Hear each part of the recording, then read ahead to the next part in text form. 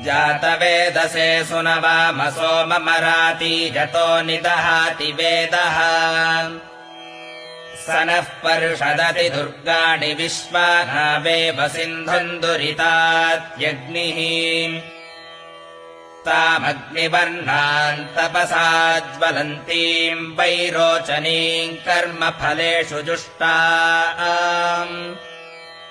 दुर्गाम् देवीगुम् शरणमहम् प्रपद्ये सुतरसि तरसे नमः अग्ने त्वम् पारजानव्यो अस्मान् स्वस्तिभिरति दुर्गाणि विश्वा पूश्च पृथ्वी बहुना न उर्वी भवातोकायतनयाय संयोः विश्वानि नो दुर्गः जातवेदः सिन्धुन्न नावादुरितातिपर्षि